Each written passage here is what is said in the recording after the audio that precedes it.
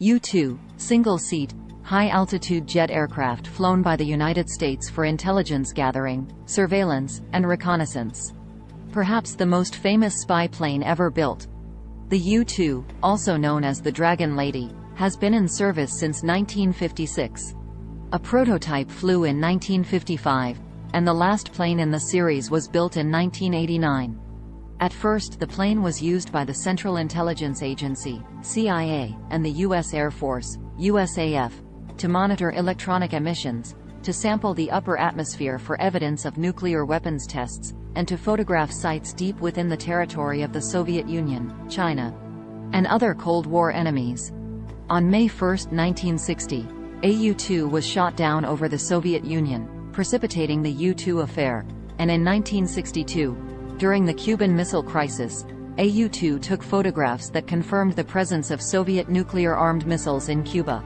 Strategic intelligence gathering missions have continued, but the U-2 also has been used for battlefield reconnaissance and surveillance in numerous conflicts and tension spots where the United States has been engaged since the Vietnam War in the 1960s. U-2 Over its long service life, the U-2 has periodically faced competition from other intelligence gathering systems. For instance, Earth-orbiting satellites or the supersonic State Route 71 Blackbird spy plane. But intelligence and military services consistently have found it useful because of its operational flexibility, excellent aerodynamic design, and adaptable airframe. In 2011, the USAF indicated that the U-2 was scheduled for retirement from service sometime after 2015. With many of its functions to be adopted by high-altitude, long-endurance unmanned aerial vehicles. With the expansion of the U.S. military campaign against the Islamic State in Iraq and the Levant in 2014, however, the retirement of the U-2 was pushed back indefinitely.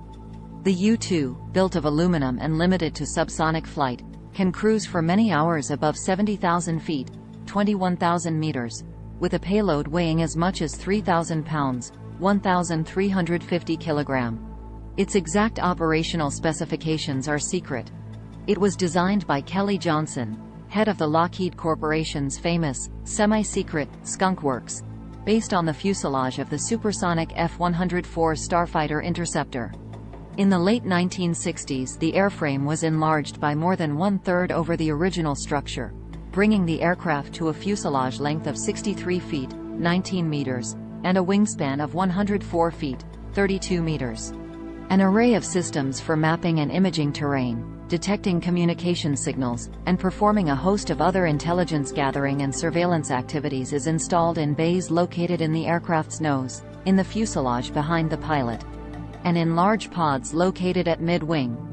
Most of these systems operate autonomously or under the control of operators located on the ground. The pilot, wearing a sealed pressure suit and breathing bottled oxygen, is almost exclusively concerned with flying the plane.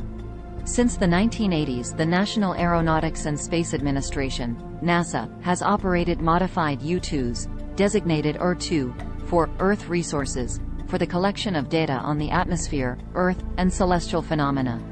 Conspiracy theory. An attempt to explain harmful or tragic events as the result of the actions of a small powerful group. Such explanations reject the accepted narrative surrounding those events. Indeed, the official version may be seen as further proof of the conspiracy. Conspiracy theories increase in prevalence in periods of widespread anxiety, uncertainty, or hardship, as during wars and economic depressions and in the aftermath of natural disasters like tsunamis, earthquakes, and pandemics. This fact is evidenced by the profusion of conspiracy theories that emerged in the wake of the September 11 attacks in 2001 and by the more than 2,000 volumes on U.S. Pres. John F. Kennedy's assassination. This suggests that conspiratorial thinking is driven by a strong human desire to make sense of social forces that are self-relevant, important, and threatening. The content of conspiracy theories is emotionally laden and its alleged discovery can be gratifying. The evidentiary standards for corroborating conspiracy theories are typically weak, and they are usually resistant to falsification. The survivability of conspiracy theories may be aided by psychological biases and by distrust of official sources. Effects of belief in conspiracy theories. Exposure to media that endorse conspiracies increases belief.